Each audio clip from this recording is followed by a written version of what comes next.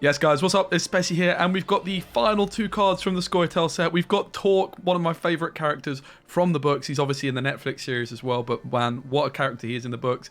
And of course, we've also got the Watcher of the Valley, which is going to be a 4-provision elf. Let's talk about these two cards. Let's break them down. Now, don't forget, if you haven't already done so, please do subscribe to the channel for more Gwent content. And of course, I have just started a second channel, so please head on over to the description and subscribe there, because I need to try and get that channel monetized, guys. It's my big venture outside of Gwent for the first time, while keeping the Gwent content coming, just, you know, keeping me motivated, all those good things. Also, finally, 8 AM UK time every single morning is when my stream starts, so if you're around that time and you want to come watch me play, yeah, come head over. We're going to be playing FIFA and New World both out in the next week or so, as well as some Storybook Brawl, and then, of course, when the expansion drops, we're going to be back into full Gwent mode.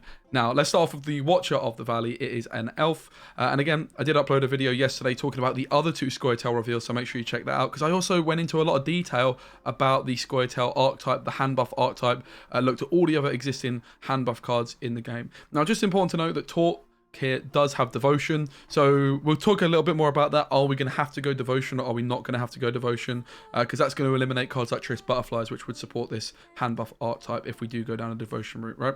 Watcher of the Valley, first of all, 4 provisions, 4 power. Okay, he's an elf. He's also a Doublethanen elf, so from the Bountiful Harvest we looked at yesterday, he's going to be another option from there. So there's actually 7 cards you can pull off Bountiful Harvest. On deploy, he's going to give an enemy unit bleeding equal to the amount of boost on this card. Okay, hello then, that's beautiful. But if he's bonded, he's going to damage it. So if you can give this card 2 handbuff with, let's say, a Vorahad Saboteur, which is a free power 4-provision elf, which gives 2 boosts to a card in your hand, he's just going to play for 6 points. Essentially, right? If you just say that your other card plays for 5, this plays for 6, but it's a little bit of carryover, obviously. Not that impressive, but obviously the bonded ability is then working just like a Sheldon Skaggs would, which is pretty impressive, because if you put a ton of bleeding onto this card, right, you're going to have some serious problems where you can put 10 boosts onto this card, but 10 bleeding is just never going to find value in a round, right? You could potentially get up to 10 bleeding, but anything more than that is going to be completely impossible, and 10 is pretty damn unlikely, especially when purifiers exist and things like that, right? But if you can get the bonded, you're going to just straight up damage it. Now, there's a few really interesting things you can do with this card.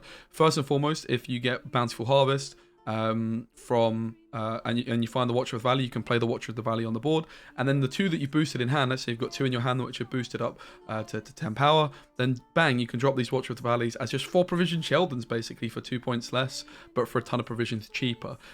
That's really, really quite powerful. Obviously, Sheldon has Dwarf synergy. This is going to be more Elves. With Sheldon, you'd use the Dwarven Agitators, but with the Watcher of the Valley, you're going to be using the Vorahad Saboteurs. The same things you're going to be boosting Filavandrel, there we go, as well. So definitely going to be wanting to include those 4-provision cards in Yak. But you've also got the Mushy Truffle. If you don't know what a Mushy Truffle is, again, yesterday's video, guys, it is a location that can spawn a copy of a bonded unit in your starting deck. So you could play the Mushy Truffle, bang, get a Watcher of the Valley on the board. Just going to be 4 tempo, but it has the Golden Froth as well that can be played from it later down the line for 6 points. So you play that for 10 points, and then bang, you can play your Watchers of the Valley in that situation for a boatload of points, because you're just going to get that instant removal damage. And that's something that SCOIA'TAEL can struggle with if you go down the Devotion route. You've, of course, got Rebukes. But if you're playing an Invigorate deck, which you're going to want to play with these kinds of cards, having that extra removal is going to be really nice, because you don't have that control that maybe a Precision Strike deck does. Even if you just get three boosts on this, right, and you get 3 damage, that can remove a Whisper or something like that. So this card is no joke at all. Definitely an interesting bonded ability, because the first one you're going to play down is going to bleed, and that's going to be worse, but then the second one with the damage, it's going to be what you're looking for. But again, possibilities of playing a 3rd copy and just having the 2 in hand boosted, getting the damage from the Truffle, Mushy Truffle, I think that's what it's called, and also the Bountiful Harvest. So 2 of the cards revealed yesterday. But let's talk about the main man, the big man that is Torque. I think my favorite card from my favorite character from the books I read. Just makes me chuckle. You might have remember him from the Witcher Netflix series as well, but honestly don't think they did him anywhere near justice. Of course, in the Netflix series and in the books, Filavandrel, Taruvior are there around the same time as Torque. He's a relic in the flipping SCOIA'TAEL. So that, guys, is a brand new, well, not quite brand new. There's one other card in SCOIA'TAEL that has the relic tag, which can trigger your Harmony. Can you think what it is? I'm going to give you 5 seconds, so just have a little think. Pause the video if you don't want to know and you want to try and guess. All right. Okay, you ready? It is, of course, Dana from the leader ability, Call of Harmony, I think it's called. You play Dana, she's a relic. So Talk is the second relic that you have in SCOIA'TAEL, so a way of triggering your Harmony. Now that's kind of cool as well, because yesterday we looked at Sarissa, right? Sarissa is one of the ways that you can buff cards, like Flivavandrel, like Talk as well, and that has got a Harmony tag. So that's really cool to see a little bit of Harmony synergy with Talk. 4 power, 8 provisions. Whenever this card is boosted in your hand, boost a random different unit in your hand by the same amount. So it's working in a similar way to Aglace and Sheldon, where if you use your hand buffs, it's basically doubling the value of those. However, if you buff the Talk and then it randomly buffs your Sheldon or Aglace, you're actually quadrupling, right? So instead of like 1 point worth of hand buff, you're basically getting 4 points if you get that high roll. It is going to be random, but of course you could have, let's just say, 3 cards left in your hand. You might have Talk, you might have Sheldon, you might have Aglace, and of course special cards can't be boosted as well. So if you've got a lot of special cards in your hand, then you're increasing the odds on Sheldon or Aglace getting the buffs. So that's pretty damn exciting. But here's the kicker. Devotion. This card always starts in your hand. Well, is that good? Let's talk about it. Well, some of you guys from my Aglace videos might remember that I use Irish Companions in my Aglace decks because I want Aglace in my hand, because the most important time to get hand buffs is in round 1 for the carryover. So having Talk in your opening hand is absolutely huge. You're always going to want this to play this card in Devotion, unless you just want a high roll. But like, okay, you miss out on Triss Butterflies, but there's still an abundance of ways that you can buff this card in your hand just by playing SCOIA'TAEL. You've got Circle of Lives, you've got the Varied Saboteurs, you've got Ithleen, Sarissa, all these sorts of things. Now, important to remember, like Frixenet, for example, he can only buff Dryads, so that's not going to be an option. You're just going to be looking for cards which can buff either just relics, and in this case, just not the elves, not the dwarfs, not specific things, just anything. So while the Saboteurs are going to be great for buffing your Filavandrel and also your Watchers of the Valley, you're not going to be able to use those 4 provision cards to buff Talk. You can use Circles, Sarissa, you can use Dunker and Hawker Smugglers. So definitely going to be interested to see if Hawker Smugglers even Megascopes it, Darren, if you really want to go completely crazy. But of course, that would break the Devotion. That would be more of a meme deck where you're just really trying to go nuts. For the consistency's sake, you're going to want to play this card in Devotion. Another thing to note, Ethne, I beg your pardon, I keep getting names wrong. Ethne is a Devotion card which transforms. That's a little bit of anti-synergy, because if a card is transforming, she's going to lose her boost. That's a little bit of a shame. It would be really cool to see maybe in the future if transforming cards just keep their power when they transform. That would be great. Another thing to talk about with Talk, where does he spawn in your hand? Well, I can confirm that he does not spawn in a specific spot. He's going to start in your hand somewhere randomly. He's not just going to start at the left every time like Sunset Wanderers does. He's not just going to start at the right sometimes. He's just going to start somewhere in your hand, and then you can use your mulligans to try and... well, he's just going to start there, right? So even if you mulligan cards away, you don't actually change the position in his hand, because when you mulligan a card, you basically move in 1 spot to the left in your hand, I do believe, right? I do believe that is how that one works. So definitely interested to see how that works out.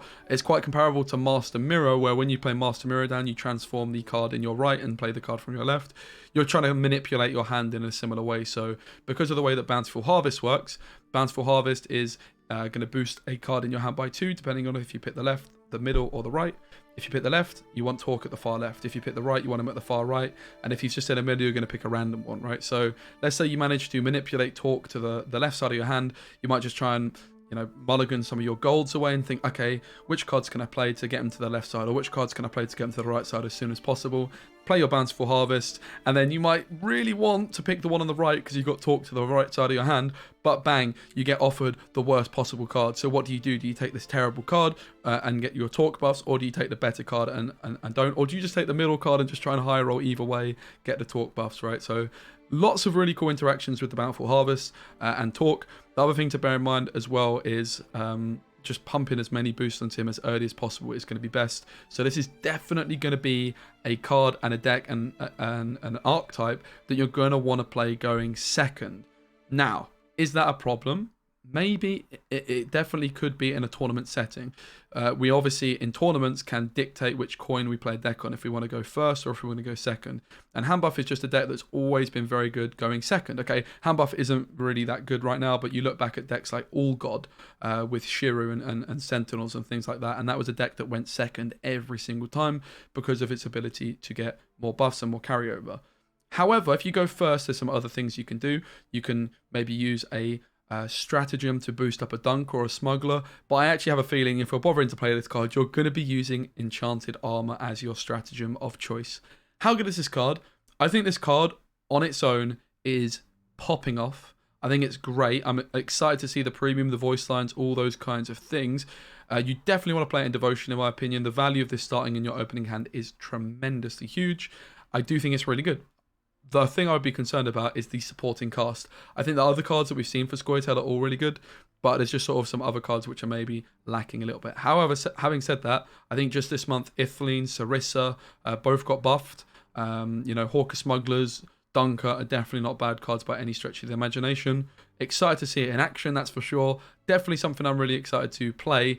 And just kind of interesting, right, that it's not just more spell cards. It's not just more spell SCOIA'TAEL. It's actually pushing a different art type. We'll have to wait and see if that's something that's going to follow along with the rest of the factions. But I'm sure you guys will agree with me that this is a good step in the right direction. I don't want spell SCOIA'TAEL being pushed for just 6 months, every 2 months, like having a little bit of variety mixed in there is great. Also, who knows, maybe we could see some other older cards be reworked or improved to support this archetype further. And we already kind of have seen that with Ithleen and Sarissa being buffed in the most recent month. Are there any ideas you guys have for this card? Again, you're going to want to play it in Devotion, so even though it has synergy with... it doesn't even have synergy with All God, right? Because it's really not doing anything there. So you want it in your hand to get the value. You want it in round 1 because that's when hand buff is the best, because you're getting as much carryover as possible. It's doubling down on your carryover, potentially quadrupling if you can play Talk into Anaglace. Just a thing as well, you might be thinking, oh my goodness, I'm going to try and find a way to get 2 Talks in my hand at the same time. Yeah, it's not going to break the game, guys. It's not going to break the game, okay? Just to confirm that, it has been made sure that Talk cannot buff Talk, and I can say that with some authority, okay? So, hope you guys did enjoy the video. I'm going to keep it nice and snappy. We'll obviously give them our ratings.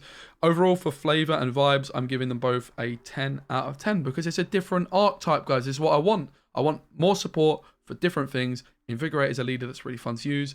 Not seeing it. How competitive are they? Well, I think both these cards are really incredibly strong. I'm going to give them both 10 out of 10. Talk, 12 out of 10, because I'm so excited to see this guy in the game. Big fanboy. He's going to be my premium cover play button, I'm sure, for a little while. Are you guys as excited as I am for the expansion? Let me know. Not sure what faction we've got coming up next. We can, I guess, take a quick look, because something that was pointed out to me today when I was streaming, in fact, is if you do come up to the card sets, you go to Price of Power and scroll down, we do have another one of these. So, we can even see the card text, the flavor text. Let's do that. Battleful Harvest. Never have we tilled nor torn up the land. Unlike you, Dwan, with your hoes and plows, you wrest bloody tributes from the queen of the fields while we celebrate her every gift. Watcher of the Valley, then. He notched his staff for every interloper who thought to try their luck. Soon the notches, much like their intruders, could no longer be distinguished. Then we've got Philavandrel. He has pride, the pride of someone who has never had to bow. And finally, the big man, Talk. When an elf cannot go himself, he sends a devil. And of course, that is a reference to the villager that referred to Talk as a devil. There's a devil, Geralt. There's a devil, Master Witcher. Please kill the devil. And of course then, well, I don't want to give you too many spoilers, but this thing that's in his hand gets lobbed in Dandelion's direction. So that is the SCOIA'TAEL cards. It looks like Nilfgaard is up next. Do what Nilfgaard does best. Use your enemy's strength against them and give them no rest for the wicked. All right, interesting. Syndicate. Gather a whole family to celebrate a profitable hunting season. Skellige. Conquer the death itself, then bring it on your enemies as a raging storm. Monsters. Give in to the son of gluttony and join the dark reveries with other sisters. Northern Realms. Congratulations on graduating from the academy. Time to show what you've learned on the battlefield. And then the neutral cards, which we've already had one of. Oh, they don't have anything. But we do have the mushy truffle. Some drink to celebrate, others to forget. But here we don't need no reason. Amen to that. Have a lovely day, guys. Please like the video if you enjoyed it. Check out the second channel as well. I'd really appreciate a subscribe over there. It does help me out a lot. And most importantly, comment down below. Tell me, what do you think about the cards from SCOIA'TAEL? Are you as excited as I am? What do you expect to see from all these other factions? Looking forward to seeing your thoughts. I'll see you tomorrow. There's another Gwent qualifiers video going up tomorrow. And I'm just going to be covering the reveals as and when they come out. Bang. Enjoy. See you soon. Take care. Deuces.